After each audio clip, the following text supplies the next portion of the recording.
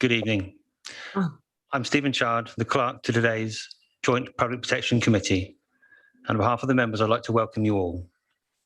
Before we start, I would like to explain for the benefit of members of the public who may be watching that tonight's meeting is being held in a hybrid format. I'll just confirm this is the Joint Public Protection Committee. Following the expiry of the emergency... I'm Stephen Chard, the clerk to today's Joint... apologies for the feedback there. I'll continue. So yes, the meeting's being held in a hybrid format. Following the expiry of the emergency coronavirus regulations that permitted remote meetings, all of the council's public meetings must now take place in person at a single specified geographical location with a physical presence at that location. The current COVID-safe capacity of the council chamber means that not all attendees are able to attend in person, and for this meeting, some members and officers are attending in person, others are joining remotely only via Zoom. Committee members are Councillors John Harrison and John Pawes from Bracknell Forest Council, Councillors Hilary Cole and Graham Bridgman from West Berkshire Council, Councillors Bill Stone and Barry Patman from Wokingham Borough Council. They will be supported by a number of officers from the authorities from the Public Protection Partnership. The people sat in the chamber are sitting socially distanced and are thus permitted to remove their face masks whilst they are seated. The meeting is being live streamed on YouTube, so members of the public are able to follow proceedings. For the benefit of those engaging remotely, I will quickly run through some standard reminders about the way we conduct meetings via Zoom. In addition to the points being displayed on screen, if it becomes necessary for members to telephone into the meeting, you will not be able to indicate to speak. So once everyone who has raised a Zoom hand has spoken, the chairman will ask anyone who has telephoned in to speak in order. For voting, members of the committee in the council chamber are the only ones who can take part in the formal decision. They'll be asked to vote by raising their physical hand. If it becomes necessary to adjourn the meeting for any reason, then the chairman will advise members of the revised time and date of the meeting. If it is a short adjournment, you'll be able to rejoin the Zoom meeting, otherwise a fresh appointment will be sent out. Do members have any questions about the way we conduct the meeting before we proceed? Okay, thank you. As this is the first meeting of the municipal year, we will start the meeting with the election of the chairman for the remainder of this municipal year. Are there any nominations for chairman? Councillor Cole. Thank you. I nominate Councillor Harrison as chairman. Thank you. Does that find a seconder? I'm happy to second that. Thank you, Councillor Porter. Are there any other nominations? Point of order. Can someone who is accessing the meeting remotely second? I'll make it clear I'm very happy to second from the meeting if that's the case. I was expecting someone in the meeting to second the nomination, and I'm very happy to do that. That's very useful. Thank you, Councillor Bridgman. So in the absence of any other nominations, I'll put that to the vote and ask members to indicate by raising their actual hands. Thank you. That is a unanimous approval. Councillor John Harrison is elected chairman for this municipal year. Over to you, Chairman. Thank you very much, Mr. Chard. In taking office, I'd really like to thank the outgoing chairman, Perry Bath. And Perry's on the call, are you not? Yes, I can see you there. I'd just like to say that Perry has done an excellent job over the past year trying to steer the committee. It's not been terribly easy, given the circumstances, but he's done it with great humour and with great professionalism. Thank you, Perry.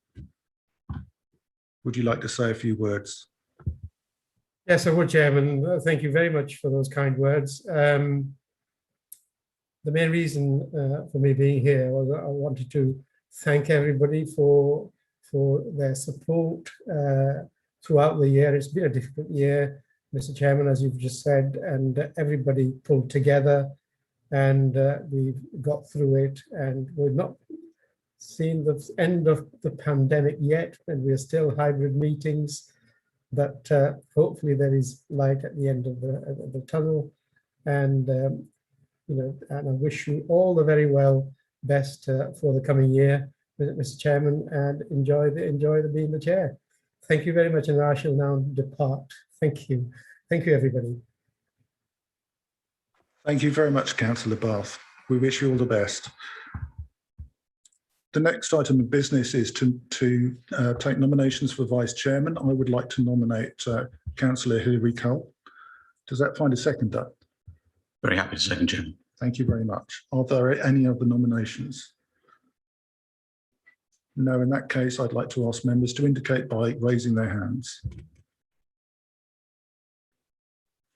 Thank you very much. That's unanimous. Yep. Just to confirm then, Councillor Hilary Cole is elected Vice Chairman for this municipal year. Thank you very much. Mr. Child, do we have any apologies? One apology, yes. Councillor Rick Jones.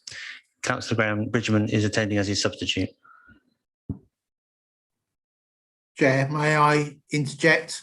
I need to leave this meeting at approximately 7:25 to attend an emergency briefing on surge testing within Sandhurst. So please accept my apologies for having to leave the meeting early. Thank you for that, Councillor Porter. I understand the severity of the situation in your ward as a ward member myself. If this is happening in my ward, I would want to be consulted and have a say on it. So you leave with our blessing. Are members willing to accept the minutes of the previous meeting as an accurate record of the meeting?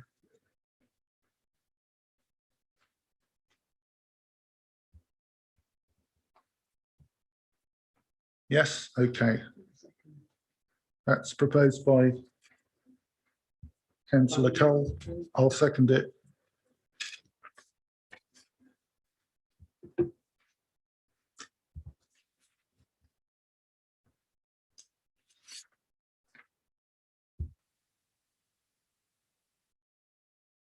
So that was for the meeting on the 31st of March. And so I will sign those minutes. Item 5, declarations of interest. Do we have any declarations of interest? I've not been advised of any in advance, Chairman, no. Okay, members in the meeting are invited to notify the meeting of any declarations of interest that they have, should anything come up during discussions that they haven't previously realised. Item 6 is public questions, and we'll note that no public questions have been received which relate to either a general issue concerned with the work of the PPP or any item on the agenda. So item 7 is the forward plan, pages 21 to 22 of the agenda papers. This is to note that item 7, PPP private sector housing policy, needs to be deleted from the plan. Are there any additional changes that need to be made to that policy? Not that I'm aware of, Chair. Thank you. In that case, we'll move on to, we'll note that and move on to item 8, the PPP Q4 performance report. Mr. Murphy. Thank you, Chairman. This report is a report that comes to this committee every year. Part of the role of the committee, or part of the remit of the committee, is to look at performance over the last 12 months. And in many respects, the report actually basically complements the next report, which is looking forward. So the report itself is broken down into 3 sections. The first section deals with the service's COVID response since the last report was produced back in March. As you're aware, I think this is probably about the 4th of these reports that the committee has now received, just to give an indication to the committee of the work that is being done on the COVID response within the service. The second part of the report deals with some business as usual matters. So obviously, alongside the COVID response throughout this period, we've also dealt with a range of business as usual matters, and they're set out in the report. And the final part is to introduce the, I suppose, really kind of slimmed down performance report for the year 2020/21, and there is some data set out in that report. One of the things that the committee is charged with is also looking at the financial outturn of the service, and the performance report gives the outturn for the year as being an underspend of £198,000. The explanations for that are set out in the report, and primarily they're relating to some issues around recovered court costs, but also obviously the staff redeployed into work on COVID, some of which was grant funded. And obviously elements of work that we were unable to carry out because the COVID restrictions were in place. One of the roles of committee is to approve any carry forwards, where the carry forward is anything above what's regarded as de minimis. So there is a recommendation tonight that the committee resolves to carry that forward. And part of the reason for that is that clearly, as you'll see from the performance report and some of the other issues that are set out in the report around volumes of workload, and backlogs in things like food inspections and everything else, that the proposal is that this issue basically to help with some of the recovery work that will obviously be commencing hopefully then in the near future. Thank you, Chair. Thank you. I'd like to invite any questions from members of the committee. I'm just looking to see any hands in the room or any Zoom hands up. I see Councillor Bridgman has a hand up. Thank you, Chairman. This possibly won't surprise Sean, because it's a point I've raised in West Berkshire Gold meetings, and Sean's been in those meetings with me. It's about the underspend. I have no issue with the fact that an underspend has arisen. I entirely understand why that has happened, but it's a commentary. Firstly, the report envisages that this will be used to assist with additional staff for recovery. Secondly, to provide a buffer for income shortfall. Now, we know that the government has funded local authorities in respect of certain aspects of income shortfall. So I just want to test the extent to which bids for income shortfall grant funding from the government have been made and how that affects the number.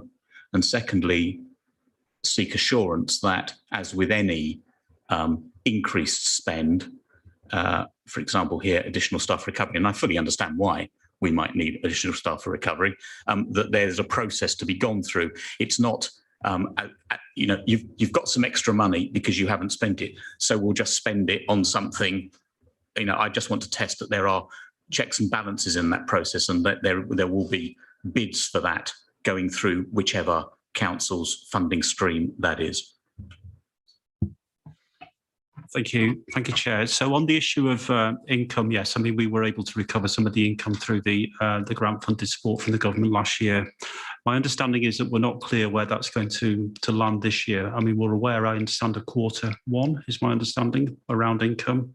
And the other significant point around income is obviously we don't know to what extent some of the lost income will be recovered in due course.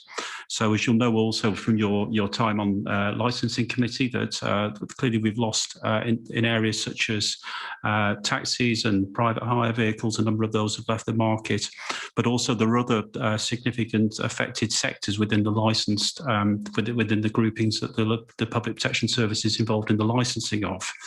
And there are still so many variables around that. In terms of the point about basically what oversight of this spend is there? Well, I mean, clearly we've got ideas in mind, so it will be things like recovery of food inspections and the like, which you can see basically are significantly below where they have been in previous years. On top of that, we've also had a very large number of businesses register within the lockdown period for food as trends in working patterns have changed, really. So people basically home catering and that type of thing.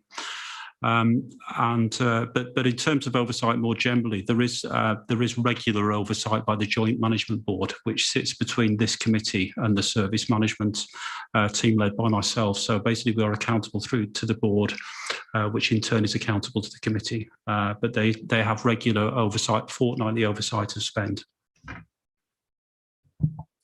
Thank you for that comprehensive response. Councillor Sen. Thank you, Chairman.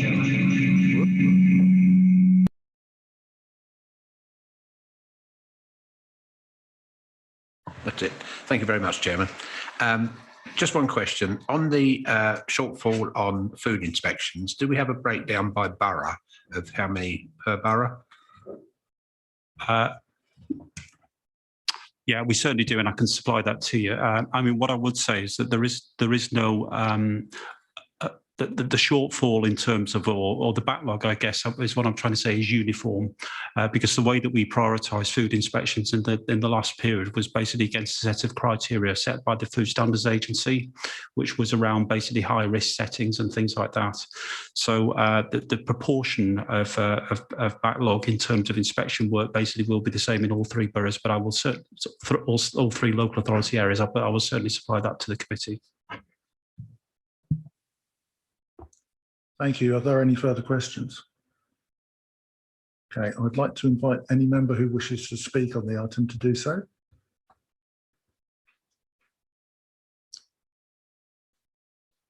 I see no hands up, so I'll just thank Mr. Murphy for the report. We have a couple of recommendations. The first two are just to note the report, and thirdly, to resolve a further update in the September meeting and resolve the revenue budget underspend can be carried forward so that we can deal with some of those backlogs in the 2020-21 revenue budget. Are there any objections to those? In that case, I shall ask everybody to indicate their assent. Thank you very much.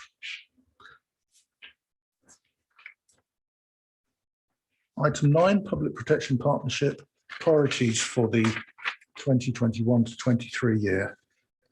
Mr. Murphy.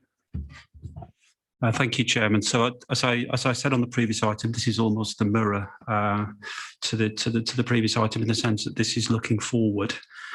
Clearly, we're looking forward at a time when there is still a fair degree of uncertainty. We've seen the extension announced today for the next 4 weeks of some of the COVID restrictions, which obviously we're heavily involved in, as the previous report has indicated.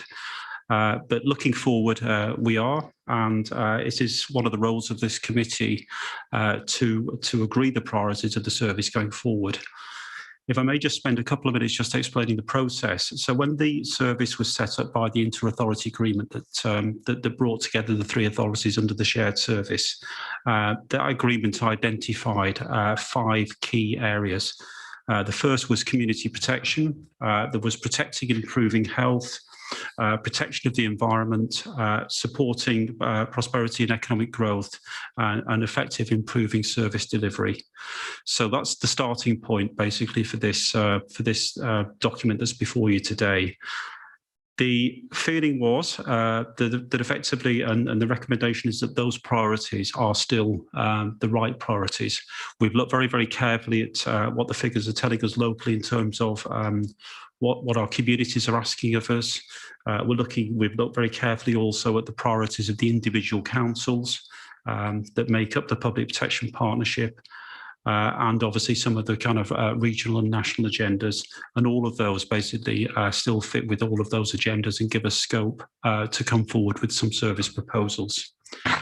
So without going into too much detail, the document itself sets out 5 cross-cutting areas. So they are e-crime, and the reason why that is still in there, that was previously in the previous strategic assessment, but effectively it's obviously the service deals with trading in very many aspects. So whether that's the trading standards work or whether it's licensing work, a lot of that work is carried out across electronic or e-trading platforms. And there are some examples in the report about where that priority fits in. Climate change, and obviously, again, basically each of the authority, whether or not they've declared climate change emergencies, has basically a climate change and environmental agenda. And that does, again, play to many aspects of the work of the service, and some of those are set out in the document as well. Protecting vulnerable adults and children was in the previous strategic assessment. A new one is safeguarding. Now, safeguarding has always been important to the service, and we have in fact got in place a lead officer for safeguarding that looks at these cross-cutting aspects of our work. But the previous cross-cutting priority was around modern slavery. So what we have done is now we've extended the modern slavery cross-cutting priority to cover all aspects of safeguarding, including modern slavery. And then finally, the developing agenda around safer streets and all that goes with that. So then moving on, without going into huge amounts of detail, there are then a number basically of, I suppose, work streams rather than cross-cutting priorities or work areas.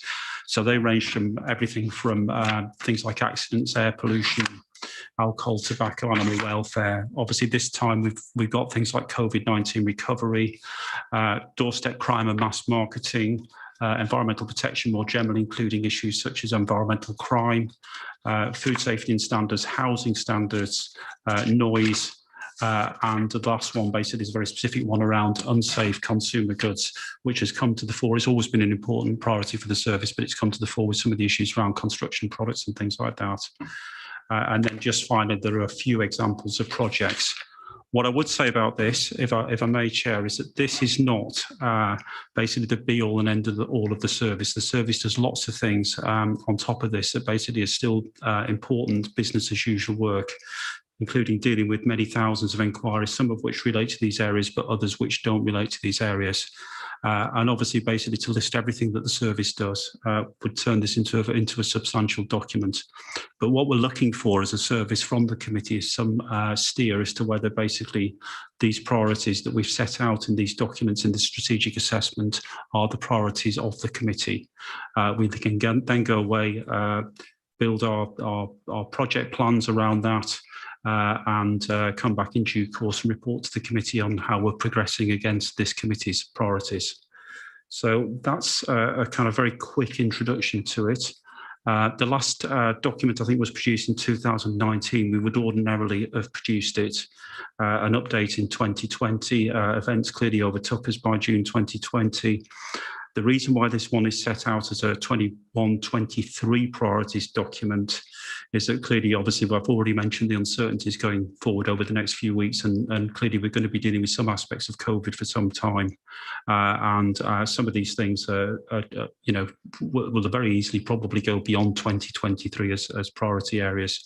But the plan would be to report on performance and come back with a refresh of the document, just an update to the committee basically in June next year. So that's my introduction, Chair. I'm happy to answer any questions. Thank you. Could members indicate if there are any questions that they would like to put?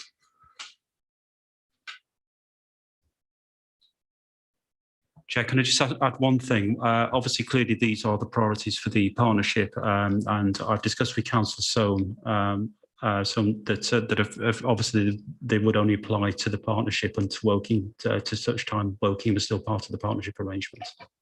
Thank you. Thank you, and that is indeed made clear in the report. So thank you for that. It's a very comprehensive report, and I'm inviting members to approve the recommendations that we adopt. This is the priorities for the coming year. So based on items 2.1, 2.2, 2.3 and 2.4 on page 41. Those in favour? I should probably propose that and ask if it's seconded first. Getting slightly ahead of myself. It's seconded. Okay. Those in favour? Any against? Thank you very much. We'll now move on to item 10, which is a fit and proper test for mobile home sites. And that's Ms. Gator to speak on this one. I could see, there you are. I was looking in the room. I can see you on Zoom.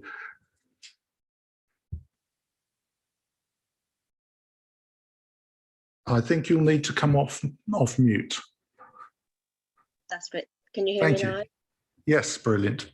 Good evening. Well, thank you, Chair. Yeah, so the report that I've brought highlights the new legislation regarding the determination of fit and proper in relation to the owners or managers of park home sites. That you've got the report, so I'll just go through some of the areas I suppose to highlight, just to draw attention to different areas of it. So the legislation is applicable to what we call relevant protected sites only. So for example, it doesn't cover any of the holiday sites that we have.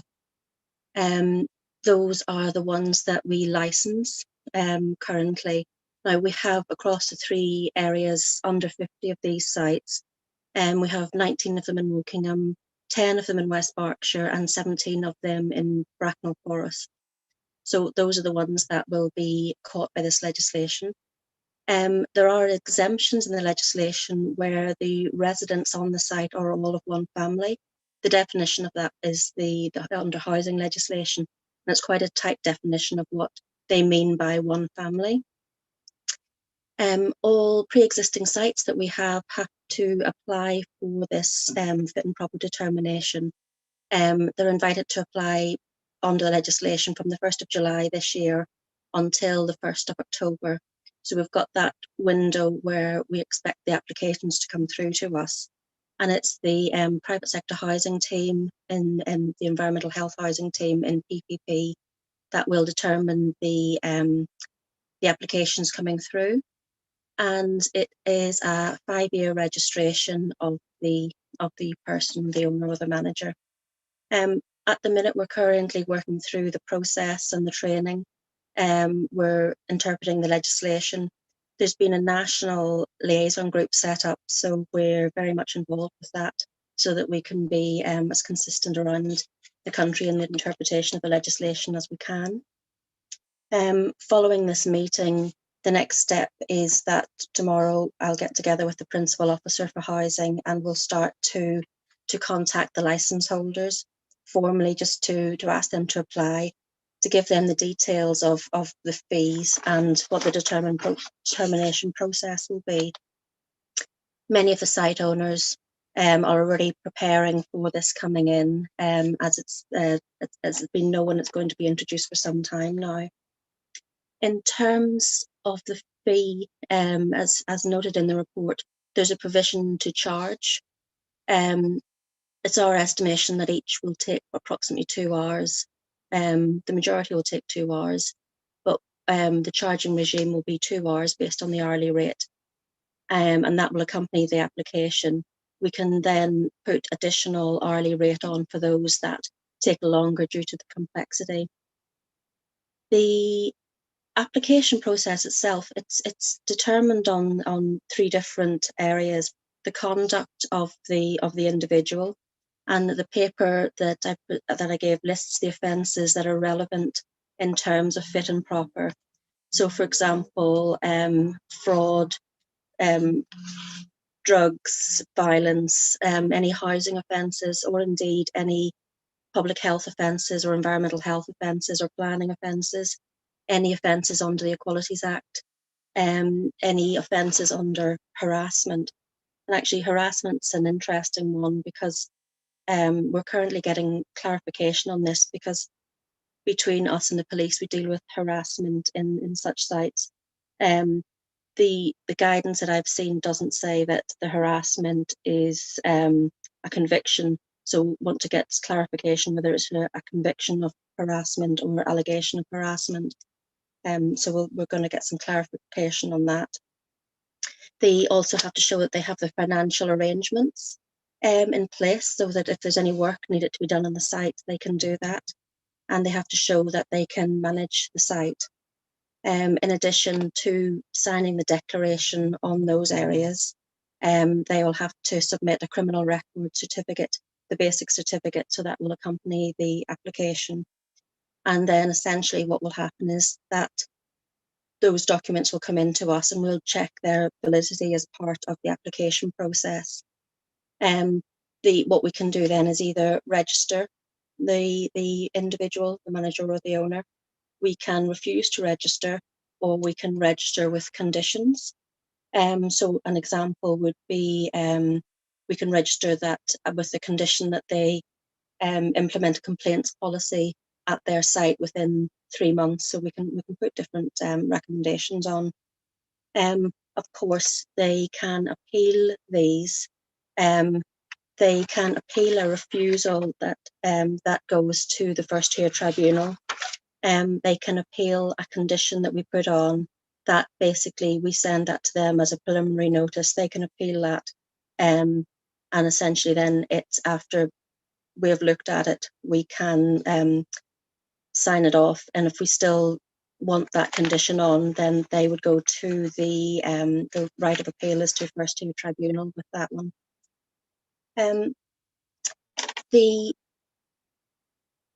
If the owner of the site is refused as a fit and proper person, or if they can't apply themselves, they can get a manager to apply, and we would look at the manager as part of the fit and proper. So there is either, as I say, the owner or the manager. I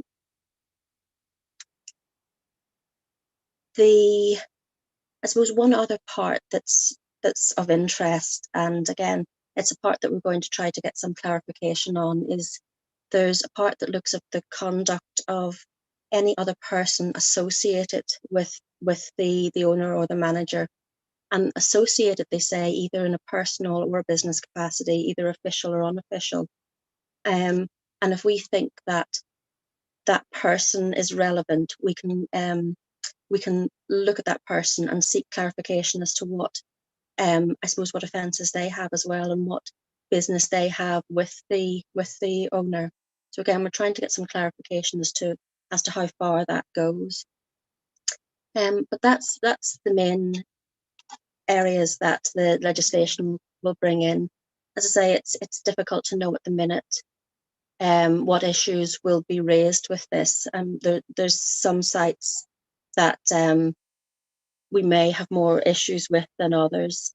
But again, we'll the 1st of July, the applications will come in, and we can keep you updated on that.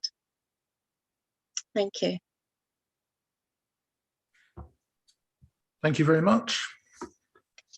Are there any questions from members? Yes, Right. I have I have two questions. This legislation, according to the report, refers to park homes. And I should know the answer to this, but I assume there is separate legislation with regard to gypsy and traveller sites, which are in essence park homes, because they are homes for gypsies and travellers, and they tend to be a trailer. So does this legislation not encompass that? And the other question I'm asking is, some of this legislation seems to be a bit draconian because it's referring to the conduct of associates of the site owners. But is there similar legislation that applies to associates of landlords in the bricks and mortar sector? Yeah, thank you. The GRT community sites, if they are licensed by us, yes, they are caught in this legislation. So this legislation does apply to GRT sites where they're relevant protected sites and are licensed by us. So they do apply. And yes, as I say, the HMO fit and proper doesn't go to associates as far as I can see, but I'll check that for you. But as far as I know, it is just for the applicant, unlike this one, who, as I say, does talk about associates. And as I say, that the associates is one of the parts that we're asking, as I say, the national liaison group, just for a bit of clarification around. If I may come back, Chairman, that seems a bit anomalous then. There should be consistency across the piece, and I think it would be helpful if your report made it clear that this have also applied to gypsy and traveller sites, because it doesn't at the moment. Okay. Are there any further questions? Councillor Bridgman. Councillor Bridgman, yeah. Thank you, Chairman. I had my Zoom hand up. Yes, Rosalind. I think my first comment really sort of precedes what Councillor Coles just said, which is in this report, what we're not, you in your introduction, you explained what sites this affected, and you went on to say something about some exceptions to the site rules. But the problem with the report is I'm not told what sites are captured by these regulations, and therefore what managers of which sites are captured. So I would have hoped to understand from the report the distinction between sites that these regulations apply to and sites that these regulations don't apply to. So that's my comment. My question, and it may be for you and it may be for Sean, is 2.2 asks us to approve fee setting. Well, my recollection of all fee setting for the PPP is that the local authority needs to set the fee. The PPP doesn't set the fee. So given that this is something that's coming in July, and there will have to be applications made between July and October, my question is, can the PPP set the fee rules for these fees, or does this something that each of the constituent authorities is going to have to do? Chair, if I may help with that point, you're absolutely right, Councillor Bridgman. I mean, clearly the individual councils set fees and charges for the service. I guess maybe what we're trying to say is probably around setting the methodology, which is to charge based on time. The hourly rate itself is set by the individual council, so that has been set at a rate basically which will be used to calculate the cost that we charge these people. So I think what we're actually asking, Rosalind, maybe you could confirm, is that the methodology really, which is to charge per hour by time. Chairman, if I come back then, I would propose an amendment to the recommendation, which is to add the word methodology after setting in 2.2.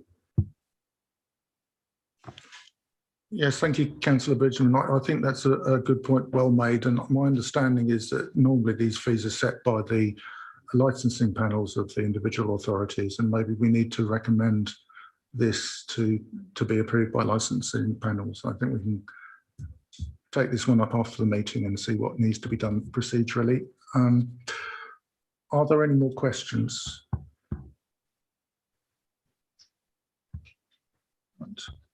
In moving the proposals, I shall accept your proposed amendment that we agree the methodology and that we pursue it by whatever procedural means actually has to be done at the local council level. Is that seconded? Thank you. All those in favour? All those against? Okay, that's carried. Then we'll move on to item 11, which is Communication Strategy 2021 to 2023, pages 99 onwards in the report. And this is Anna Smythe to report on this. Okay, thank you, Chair. So the communication strategy was presented back in June 2018 to the Joint Public Protection Committee. And it was branding and communication strategy at that point, and it ran through to March 2020. So we've reviewed the strategy, and this report recommends that the revised strategy is approved, and we want to take us forward for the next 2 years. The committee also asked to note the examples of the national weeks and more specific campaign days that the partnership may choose to link communications with, and where it fits with the themes and priorities of the service that Sean's already talked about. I apologise, this I think was a paper amendment, sorry, an addition that was sent out on Friday, which just sets out things like National Licensing Week, there's Food Safety Week, Noise Action Week and things like that. The previous strategy sought to build our relationship and with our customers through creating social media presence and building and launching the website. I think in the most part, how we communicate with residents and businesses has developed as we had planned, and the communication channels have been a two-way relationship with advice and guidance coming from the service to the public and businesses, as well as obtaining intelligence and reports and information from them. And we started to really, I think the strategy was in place and embedded as the pandemic hit. And I think our ability to deliver on key messages was immediately tested. We were getting lots of calls and people were trying to contact us about information. So We set up a specific area on the website for our COVID information. Our social media presence became a good place to provide quick and flexible way to share government guidance, the enforcement work that was being undertaken, as well as business as usual work which continued. And I think we probably all remember in April, May last year, we were having significant issues with bonfires. And again, how we communicated that to the public was through the social media channels and also advice and guidance. So the services continue to have a lead officer role for communications, and this, this role will be key in delivering the strategy. The officer works closely with staff, attends team meetings, and is a key contact for the service with the communication teams at each of the 3 authorities. What we've got now, the previous strategy, I think, focused around this person being the person that does the delivering of communications. And what we've got now, certainly through what we've learned from COVID, is officers are more proactive in their messages and will take photos and share anonymised cases alongside information when they're out in the field as well. So you've probably seen some of our quality officers changing tubes and things like that as just simple tweets and things that have gone out. We've promoted webinars which have been carried out by the service, and the positive feedback we've had on that is something which we're going to build on with more planned areas away from COVID. So we did do some Brexit related webinars, but there'll be ones another. So for example, we might choose to do one around fit and proper and invite the site owners and managers for a session around that. In addition, we'll be launching a public portal as part of the new complaints database the service is bringing in. And the aim of this again is to provide better customer journey, but improved access to data for the public through public registers as well. We've improved the frequency of the members' bulletins, and we plan to continue with this. I think we were aiming on a monthly basis. I think we've probably achieved at least 6 to 8 weeks on these. And also more recently, we've looked at more subject-specific bulletins. And again, we hope to continue with these with areas of interest to members. The thing I think to just really point out is the strategy does not review the branding of the service at this stage. We do recognise that there will be an impact on the brand and our communications with Woking Borough Council leaving the partnership. A review and a plan will be needed to set out for dealing with both the exit plan, internal and external communications, as well as how the service may choose to rebrand going forward. So if you have any questions on the report or the strategy, I'm happy to take them. Members, please show if they would like to ask any questions. I got Councillor Cole and Councillor Bridgman. So Councillor Cole. Yeah, thank you. Thank you for that report. The one question I have got is the last thing you mentioned, which was rebranding, which I don't want to go into this evening, but I do think that that needs to be looked at as a priority, because Wokingham will be departing the partnership sooner rather than later, and we need to have some proposals put before us with regard to branding, but I'm sure that we can have that discussion with Bracknell Forest separate to this meeting. Thank you. I think we will probably need to bring a paper back, because I believe there are some aspects that are included within the inter-authority agreement. So if we're changing that, we may need to bring a paper back to you. Chair, if I could just add, I mean, that's absolutely right. So the branding that we currently have, it was agreed as part of the inter-authority agreement. Clearly, with the changes a few months, then we will need to change that branding, and that can only be done by decision.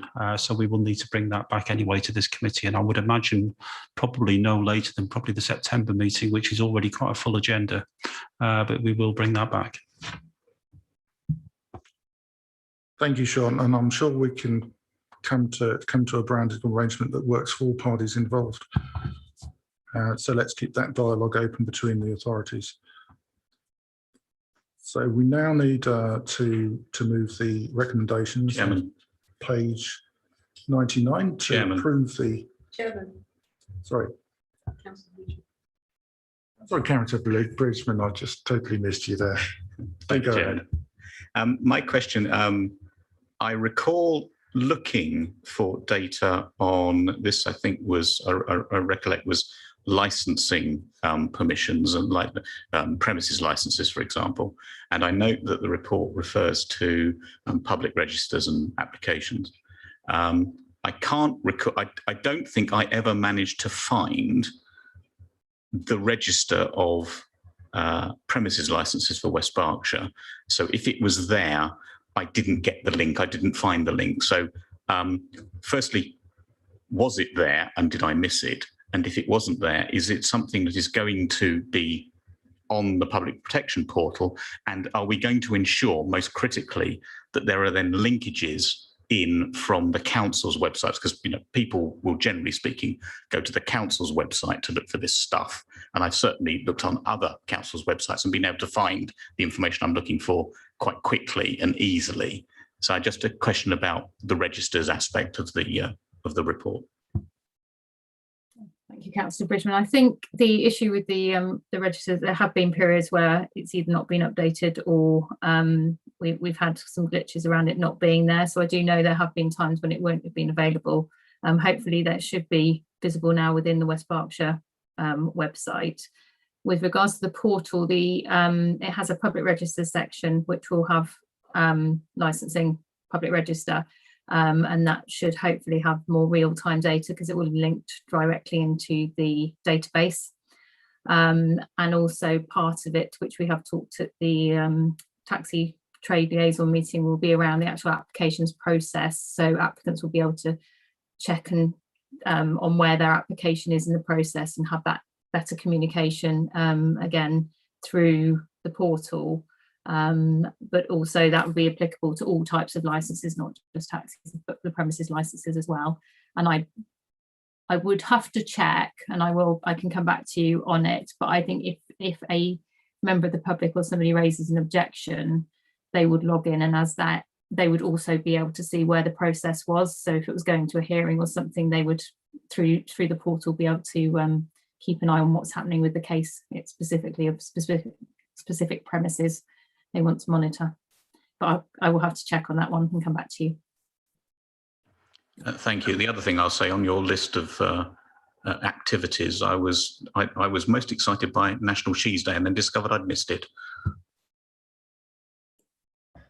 Yeah. But Nachos Day is coming up, Councillor Bridgman, if you look at the... Right, am I ignoring anybody else today or is that it? I don't see any other hands up, so thank you very much. We'll move I'll move the motion on 2.1 to approve the updated comms strategy and to vote on the recommendations. Is that seconded? Thank you, Councillor Cole. Those in favour? Those against? So that is carried. Right. Terms of reference, I'm to ask members to note the terms of reference on pages 133 to 136, which have been updated to reflect that this committee is a public meeting. This is for information only. And all the business of this meeting has now been concluded. Thank you everybody for attending.